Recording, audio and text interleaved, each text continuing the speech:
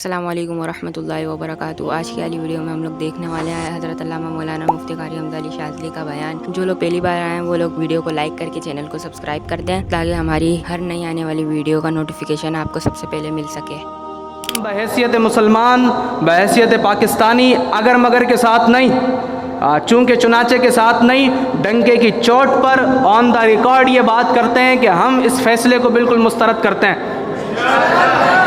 करते हैं या नहीं करते? और ये सिर्फ एक फ़ैसला नहीं, ख़त्म नबूवत के मुकाबले में ऐसे हज़ारों फ़ैसले हैं तो हम उन हज़ारों फ़ैसलों को अपने जूते की नोक पर रखते हैं।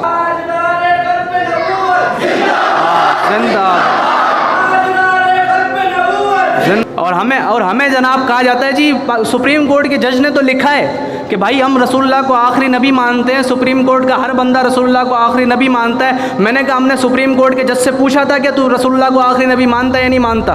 पूछा था हमने?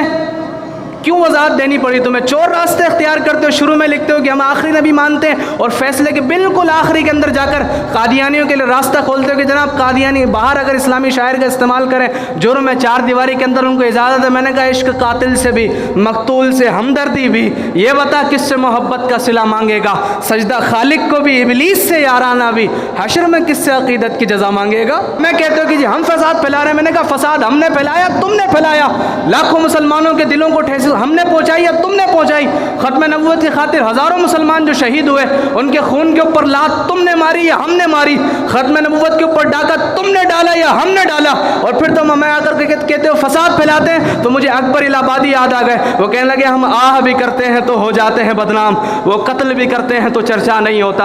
हम अपने आका और मौला की इज्जत की हिफाजत करें, हम दहशतगर्द। तुम खत्म नबूवत पर डाका मारकर दुनिया की सबसे बड़ी दहशतगर्दी करो, फिर भी तुम अमन आलम के ठेकेदार बनकर बैठे रहो। पाकिस्तान के अंदर ये दहशतगर्दी बिल्कुल नहीं चलनी है या नहीं चलनी?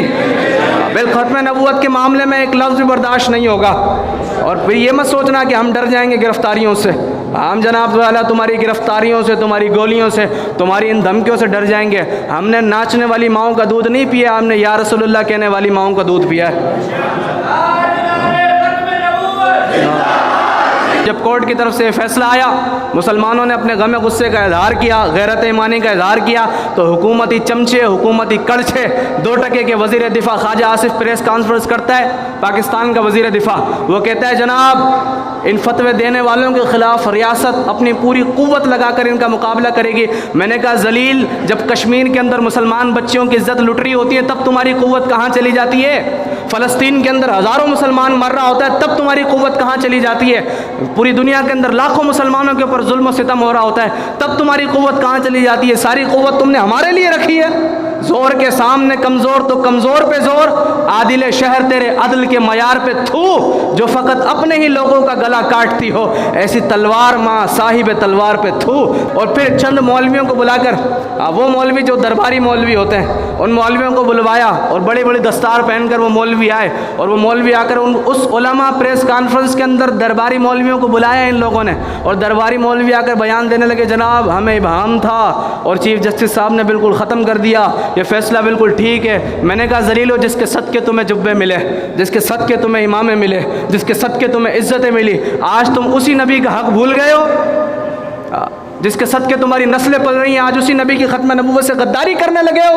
मैं उन मौलवियों के लिए पैगाम देना चाहता हूँ, मौलवी साहिबान, जिसके पल्लू से चमकते हों शहनशाह के बूट, पल्लू कहते हैं इसे, जिसके पल्लू से चमकते हों शहनशाह के बूट, ऐसे दरबार से बख्शी हुई दस्तार पे थू।